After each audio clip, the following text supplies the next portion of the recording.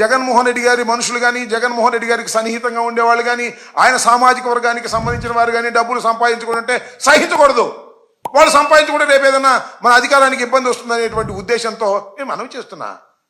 500 కోట్ల రూపాయలు ఇచ్చారండి ఈ అగ్రిమెంట్ చేసుకున్నప్పుడు. 41.12కి 500 కోట్లు 949 కోట్ల రూపాయలు ఇచ్చి చేసిన ఊరిని అబ్బాపురికి చేసుకోలేదే, అన్నీ అయిపోయినాయే. ఆ తర్వాత మళ్ళీ వాళ్ళు మేము అధికారంలోకి వచ్చాం కాబట్టి ఈ కేసులు తోడదాం, ఈ ప్రాపర్టీస్ డిస్ప్యూట్స్ తేల్దాం, ఇబ్బంది పెడదాం, వీరుంటే నొక్కేద్దాం. నొక్కటం మీ వల్ల కాదని కూడా ఈ సందర్భంగా నేను మనవి చేస్తున్నా. అదేమంటే PKL Sridhar and company and సంతానం ఎల్ఎల్పి ఇదేదో బినామీ కంపెనీ అనో లేకపోతే సాయిరెడ్డి గారి సొంత కంపెనీ లాగా చెప్పేటటువంటి పరిస్థితులు మీరు తీసుకొస్తున్నారు. చాలా దుర్మార్గంగా చంద్రబాబు నాయుడు గారు ఈనాడు పచ్చపత్రికలు వారికి ఉన్న బలాన్ని ఉపయోగించేటువంటి కార్యక్రమం చేస్తున్నారు. ఇంకోటి కూడా చెప్తున్నా, నేను డైరెక్ట్గా కేసే పెట్టొచ్చుగా. మొట్టమొదటి రోజునే అటు బెటరు. ముందు ఒక ఆయన పంపించారు మహానుభావుడిని, వెళ్ళి ఆయన పీడిఎస్ రైస్ పట్టుకుంటా అన్నాడు. అది పట్టుకోవాలా, సీజ్ ది షిప్ అన్నాడు. అది కాల, అసలు సీజ్ ది షిప్ కాదురా బాబు, మొత్తం పోటీనే చేద్దాం అనుకుంటున్నారు. ఏంది నాకు అర్థం కాల. మొట్టమొదటి చెప్పొచ్చుగా. కానీ ఒక్క విషయం మాత్రం నాకు బాగా నచ్చాడబ్బా, చంద్రబాబు నాయుడు గారు పవన్ కళ్యాణ్ గారిని ఎంత చక్కగా ఉపయోగించుకోవాలో అంత చక్కగా ఉపయోగించుకున్నాడు. ఎందుకో తెలుసా, ఈ కేవీ రావు అనే వ్యక్తి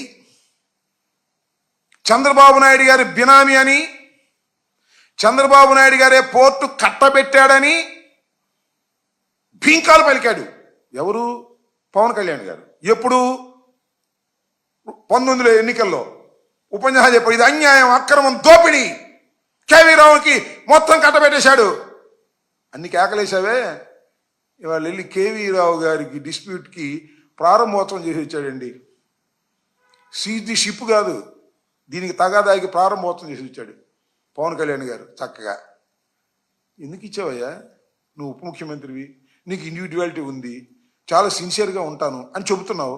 ఎందుకు ఈ వ్యవహారం, ఈ దొంగ వ్యవహారం నువ్వు ఎందుకు వెళ్ళా? డబ్బులు తీసుకుంటున్నావా అంటే మావాడు మళ్ళీ కోపం. డబ్బులు తీసుకొని ఎందుకు వెళ్ళి ప్రజాసేవకి వెళ్ళావా? అసలు కేవీ రావుకి మన అరవిందోకి జరిగినటువంటి ఒడంబడిక సక్రమం కాదని ఎలా చెప్తారు మీరని అడుగుతా ఉన్నా. ఇలాంటి దుర్మార్గమైనటువంటి కార్యక్రమాలు చేసేటటువంటి పరిస్థితుల్లో ఇవాళ చంద్రబాబు నాయుడు గారు ఉన్నారు. అసలు చంద్రబాబు నాయుడు గారు ఏం చేసినా ఇలాగే ఉంటుంది, కామెడీగా. చాలా చిత్తం లోతుగా చూస్తే కామెడీగా ఉంటుంది.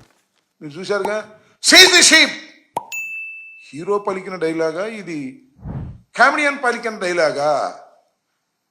మరి మా కూటమి వాళ్ళంతా మా హీరో అంటున్నారు.